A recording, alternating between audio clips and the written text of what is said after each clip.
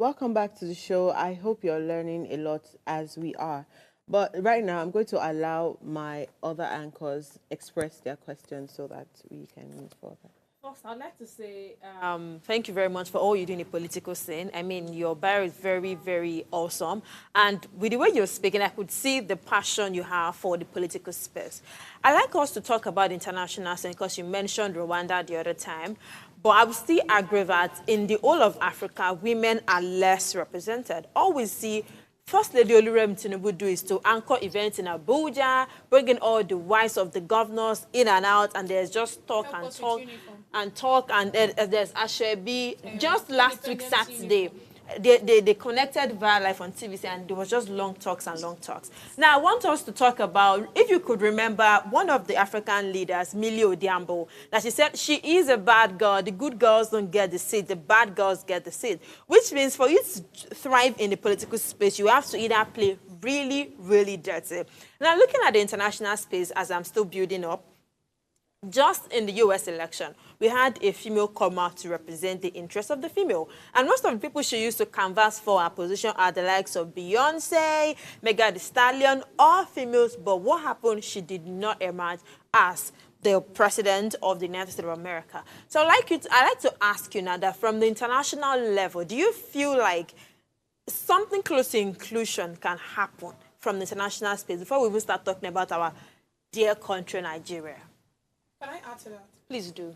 So, just like she said, right, in the U.S. election, there were a lot of oh, she's a woman. So we're all thinking that she was going to win and all of that, right?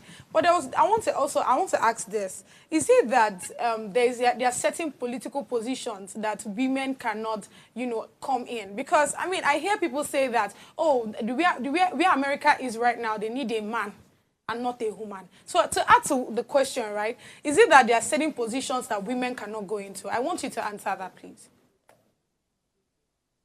Okay, so I think it's a lot, but let me start. First and foremost, I do support Kamala Harris.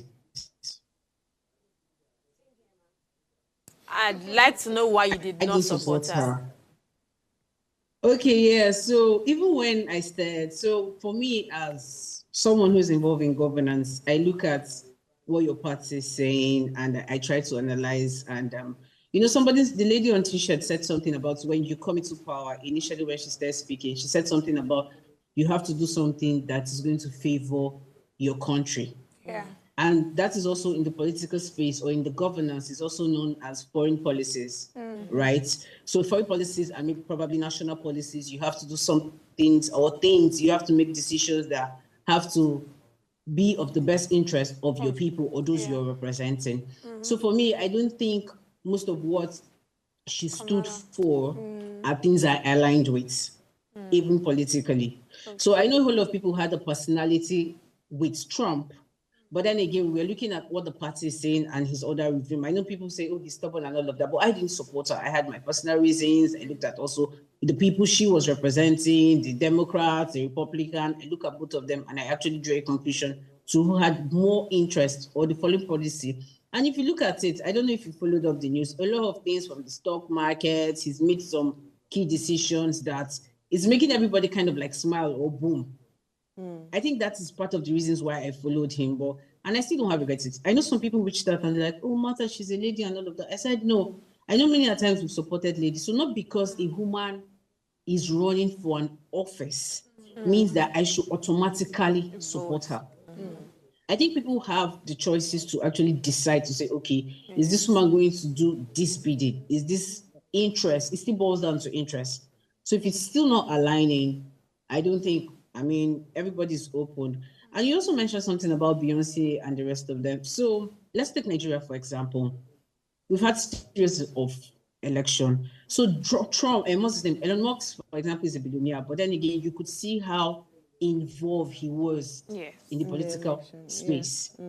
How many of our celebrities are